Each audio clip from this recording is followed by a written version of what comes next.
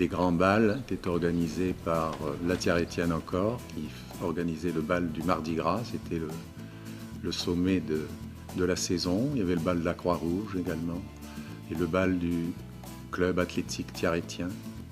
Alors nous, les garçons, nous étions beaucoup plus nombreux que les filles. Aussi, avant chaque danse, les garçons se préparaient pour foncer sur leur proie. Mais beaucoup de Tiare-Étiens préféraient aller dans les fêtes de village pour trouver des cavalières. Parce qu'on avait toujours le frangin d'une fille, si on faisait 2 danses avec la même, qui venait nous dire « Attention, c'est ma sœur ».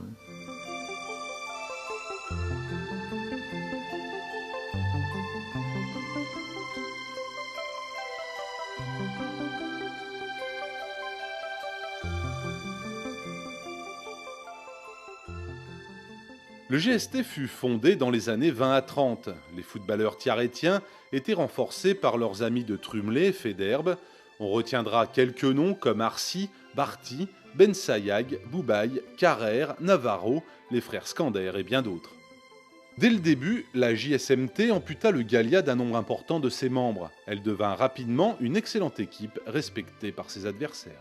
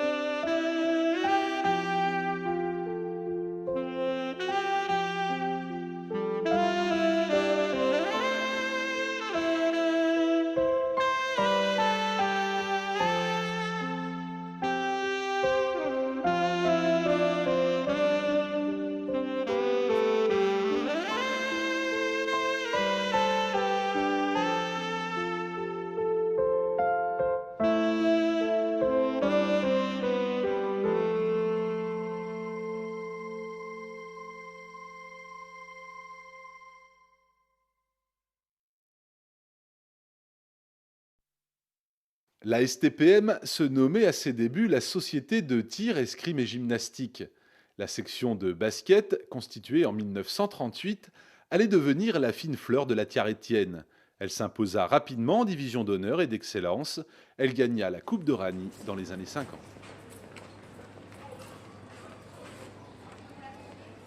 Le club a démarré dans les années 40 et ensuite il a navigué entre division d'honneur et division d'excellence. J'ai commencé, je devais être cadet ou minime. J'y suis venu grâce à Marcel Partouche, qui était notre professeur d'éducation physique au collège et qui nous a amenés à pratiquer le basket. Et on l'avait comme entraîneur à la Tiare-Étienne. Alors la caractéristique principale de l'équipe senior de la Tiare-Étienne, c'était une équipe de géants pour l'époque. La plupart des joueurs dépassaient 1,80 m. Je veux parler des frères Gommet, de Gégé Tocanier, de Raymond Hernandez aux 1,89 m, Danilo Cianel 1,91 m. Il y en avait d'autres aussi de grands, il y avait Marco il y avait les petits qui étaient bons aussi. Hein. Les Marsal. Les petits étaient bons aussi quand même. Et enfin, nous étions les moyens, moi je faisais 1,78 m, toi pareil, je suppose. 75, ben enfin bon, à l'époque ça n'avait pas tellement d'importance, ça a plus d'importance maintenant. Hein.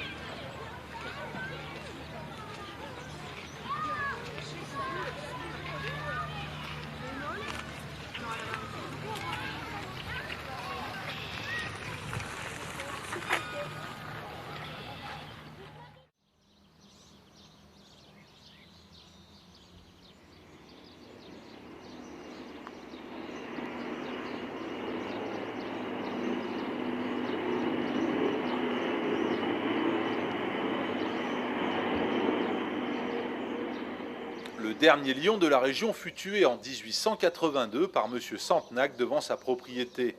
Les chasseurs locaux étaient largement servis, le gibier étant très abondant. Au retour de la chasse, les tableaux exhibés étaient souvent impressionnants. Région riche en gibier, cailles, perdrix, lapins, lièvres et sangliers, sans oublier les gangasses et les calandres.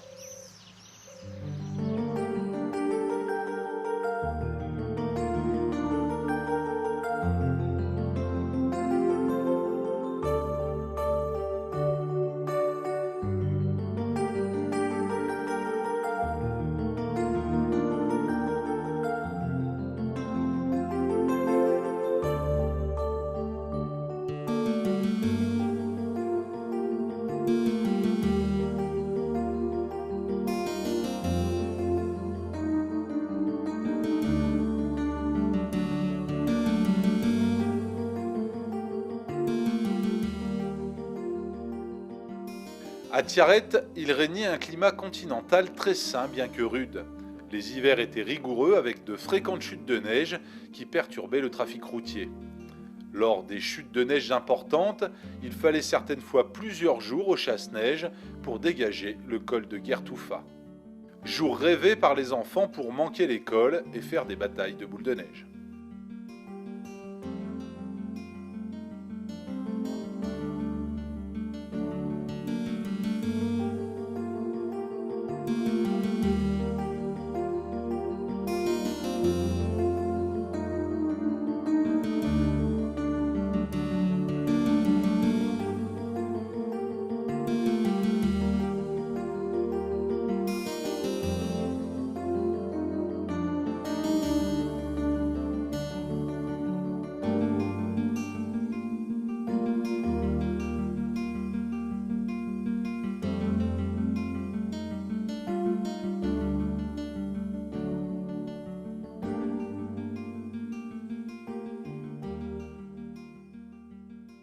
La seule chose qui nous rendait nostalgiques, c'est parce qu'on n'avait pas le droit de retourner. C'était surtout ça. C'est que dans notre esprit, on ne pouvait pas retourner. Et c'est ça qui était dur. Vous voyez? Parce que quand vous quittez une région et vous pouvez y retourner, vous n'avez même pas envie de retourner. Ou vous y retournez comme ça. Par contre, en Algérie, le fait de ne pas pouvoir retourner, vous voyez, ça nous a rendus nostalgiques. La ville de Tiaret, comme on l'a connue, nous, n'a pas bougé. Ensuite, effectivement, à partir d'une certaine... Par exemple, quand vous arriviez au lycée, au-dessus du lycée, il y avait le stade et plus rien. Plus rien. Il y a l'hôpital au-dessus. Aujourd'hui, vous avez des bâtiments tout le long jusqu'au Pin. C'est-à-dire, vous avez 1 km 500, 2 km, donc vous avez des bâtiments. Donc ça a été construit.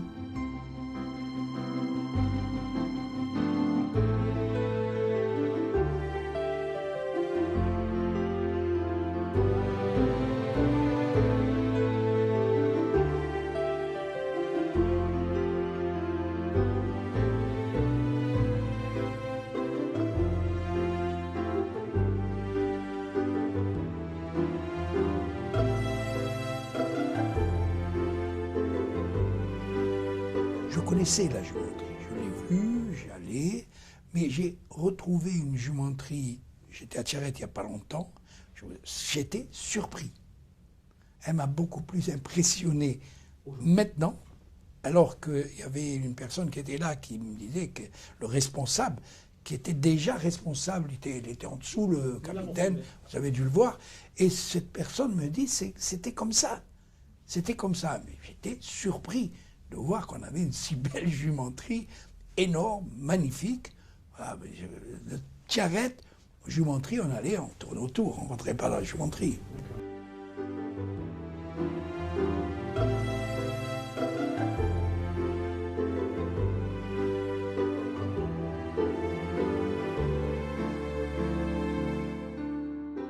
Créée en 1877, la jumenterie avait pour mission de fournir au dépôt d'étalons d'Algérie et de métropole des reproducteurs de pur sang oriental et de race barbe.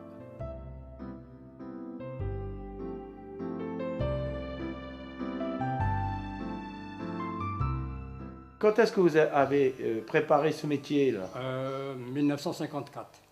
Qui c'est qui vous l'a appris? Ben Commune Robert. C'est un juif. Il était bourrelier? Oui. À Tiaret. À Tiaret. D'accord. Retière. Et ensuite, Et ensuite, en 58, j'avais eu une demande et je suis rentré à la géométrie de Tiaret. d'accord, Depuis là, je suis bourrelier jusqu'à présent. d'accord. Alors, à l'époque, Oui. c'était que du cuir. Bon, c'est du cuir. Cuir chromé, cuir rouge et jaune et noir. D'accord. C'est un beau métier. Ah oui, c'est un bon métier. Vous faisiez les selles? Les selles, les cols pour chevaux, les filets pour monter, Oui. les sellettes, colliers pour travailler. D'accord. Il y a le directeur vétérinaire Jacob, Jacob? oui. Castilly, servant général. Tizni, maréchal Ferrand. Matan, chef d'atelier. Berlin, Creusel. Il y avait combien de personnes à Ici, l'époque? il y avait 12. 12 personnes. 12 personnes.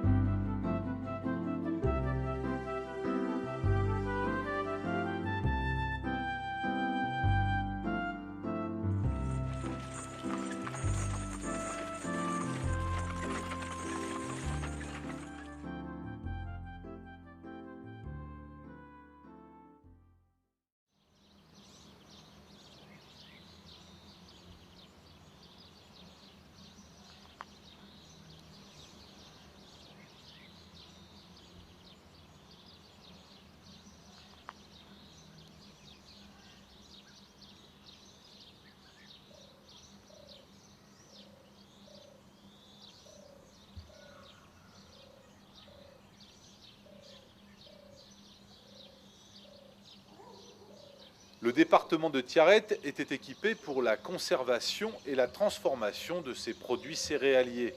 La coopérative présentait un éventail complet allant du magasin plat plus ou moins équipé aux élévateurs modernes qui se dressaient sur le Cersou. 7 moulins avaient une capacité d'écrasement d'1 million de quintaux, dont environ la moitié en blé dur. Ainsi, tels des gratte-ciel inattendus, docks et silos dressaient leur stature de béton au-dessus des villes et des campagnes. Tiaret, ville commerçante, vivait de l'agriculture, les minoteries en étant le signe le plus tangible. Tiaret était au centre d'une région agricole comprenant des terres riches, prévôts, paradoles, montgolfiers et de terres plus pauvres, les hauts plateaux du Cersou. Tiaret a souvent été désignée la capitale du Cersou. Sur ces terres de Burdeau, Vialard, Aïnzarit, Kermès, Trumlé, Trézel, il fallait beaucoup de travail pour un résultat souvent décevant. N'oublions pas que les terres étaient cultivées une année sur deux, et dans ces régions où un rendement de 10 quintaux à l'hectare était considéré comme une bonne année, le nombre d'hectares n'était pas un gage de grande richesse.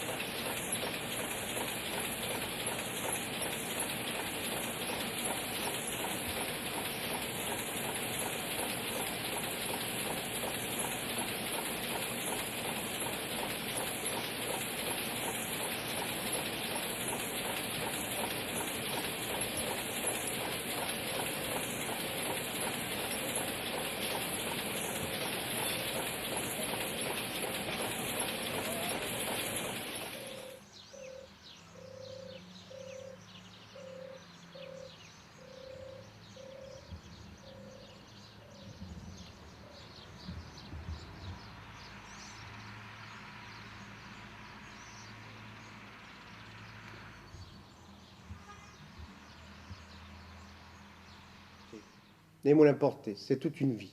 C'était notre quartier, d'abord. Tout à fait. Hein. En fait, les moulins portés, c'est l'endroit où je suis né. Mon père était chef meunier, c'est-à-dire, on dirait aujourd'hui, directeur de fabrication. Il dirigeait le moulin pour faire du blé, pour faire de la farine et de la semoule, et ainsi de suite. Dans ce moulin, toute ma vie s'est déroulée. J'y suis né, comme j'ai dit tout à l'heure, j'y ai grandi, et j'y ai joué. J'ai appris la vie. Alors on y a joué avec Jeannot, hein, avec Dédé Renoir, avec Paul Jiménez, Jean-Pierre Jiménez, dont les parents travaillaient aussi au moulin. Alors là, c'était infernal. On faisait de tout. On jouait à la course automobile.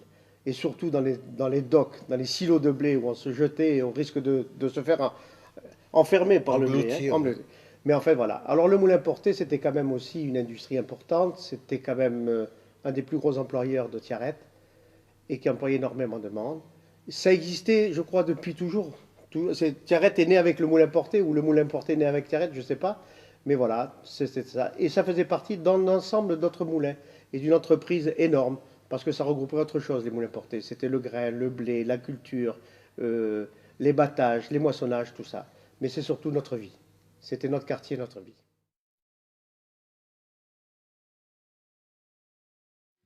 يا غرباتي في بلدان الناس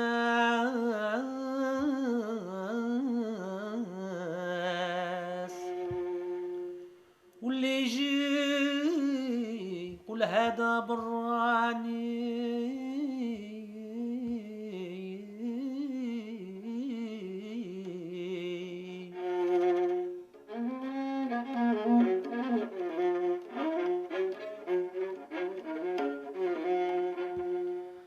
يا غرباتي في بلدان الناس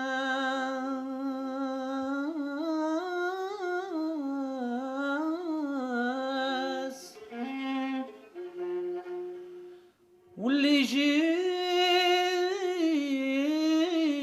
يقول هذا براني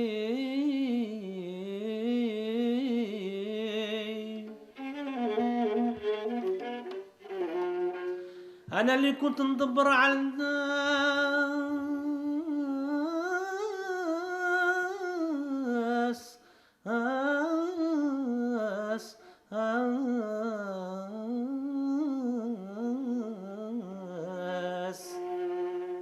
أنا اللي كنت ندبر على الناس تبدل عقلي بهبالي